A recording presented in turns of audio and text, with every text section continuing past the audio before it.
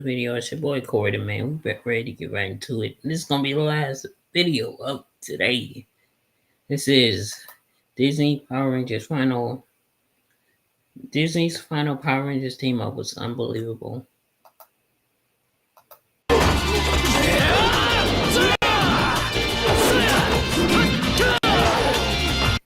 Once a ranger, always a ranger.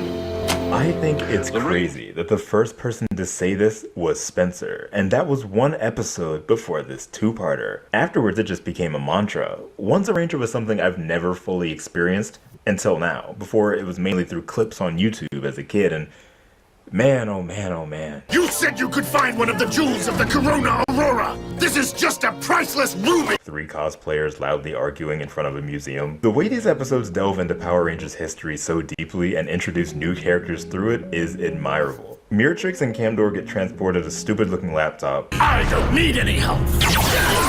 Laptop computer? Yes! That takes them to a meeting with Flurious, Moltor, and someone named Thrax, who turns out to be the son of Lord Zed and Rita Repulsa.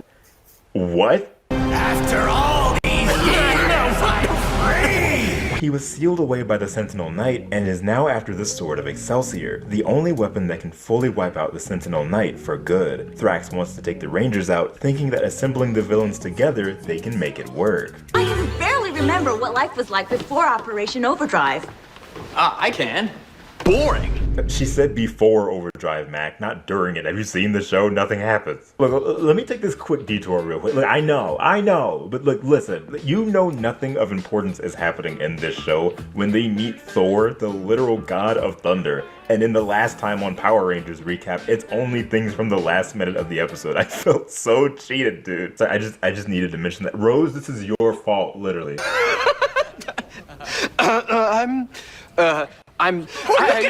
Thrax organizes a battle with the Overdrive Rangers and absolutely demolishes them, but it's nothing on what they did to Mac. You see all the stuff they did to Mac? What happened to him?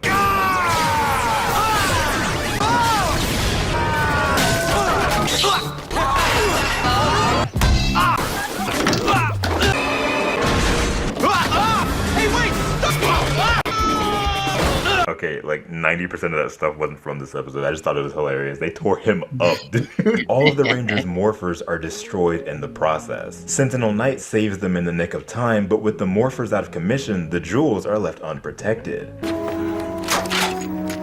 Have you ever tried to visit a website only to have like 90% of it taken up by ads? Pi.org is a web browser extension that lets you. I love seeing Rangers fighting without being able to morph. That's the thing that Power Rangers does from time to time that I appreciate a lot. Like, them knowing there's a strong chance that they won't win, too. Like, at least not easily. Like, I just love that. It's so nice. Like, you're gonna fight even if you don't have power. Right when they think it's finished, we get the surprise of a lifetime. Hold on, guys! We need that! Mystic Force Green, SPD Red, Dino Thunder Yellow, Ninja Storm Blue, and Mighty Morphin Black show up out of nowhere with their theme songs blaring. Except for Mighty Morphin, because I don't know, there must have been some legal issues Disney hadn't worked out yet regarding Go-Go Power Rangers or something, which is insane, dude. Saban was like, look, you can have literally everything, but you're not getting that main theme song. I need that money, dude. Go to hell.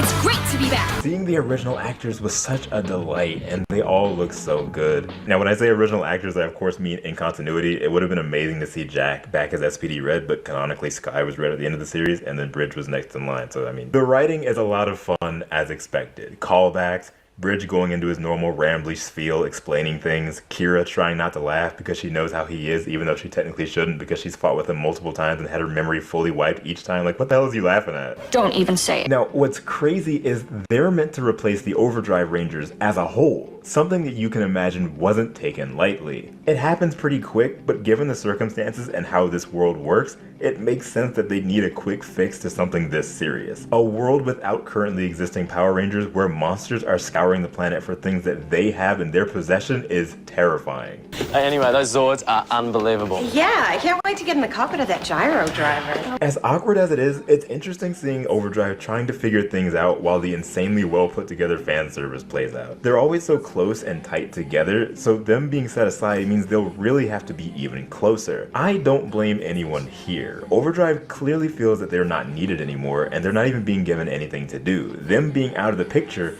is indefinite. They just go back to their normal lives, and it really does hit you how hard it's hitting them. Now, I also don't blame Dr. Hartford. He doesn't even know what to do with fixing the morphers. He's so unsure on how long to keep them waiting. He just knows the world needs to stay protected and the jewels out of evil hands. So it's bleak on both ends. With the Morphin Grid's connection to Overdrive being severed, Adam takes the Legend Rangers to Angel Grove to find Alpha in a comically designed storage crate. Can I talk about the music here? Just really tiny, like minuscule nitpicks, right? During the fight, each Ranger's theme song is playing, which is cool to an extent, but they're not cut well, like at all. Like they just play, and then when the next Ranger comes in, the music stops, and then the next song starts. Like they're not cut to end smoothly. Also, it's only the theme songs. Like anytime the Rangers are fighting, their respective theme song plays as if the show is trying to remind us what show they're from. Dino Thunder and Ninja Storm didn't really have their own OSTs in a unique sense. They basically had the exact same score outside of their own respective theme songs and maybe one or two other songs in between. SPD has some good fight music they could have used, and I'm sure Mystic Force as well,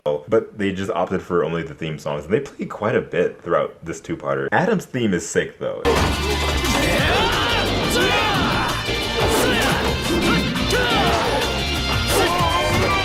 After learning what Thrax wants, Mac meets with Rose to find the whereabouts of Excelsior. This is when she tells the rest of the team. The goddess that holds the blade comes to life, entrusting the sword to them. Excelsior is returned to Sentinel Knight, bringing him back to a physical state.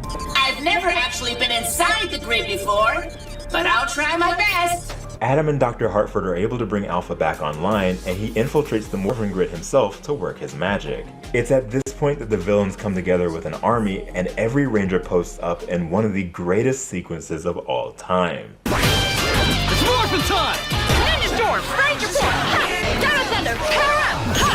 SPD, emergency! Magical swords! Mystic Force! Alright!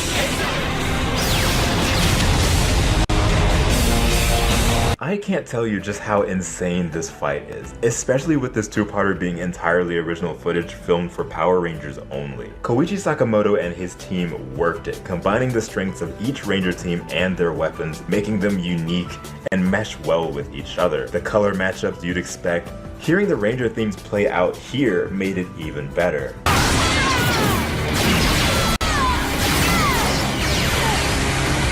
Adam wearing the Overdrive Defender vest made me scream. Now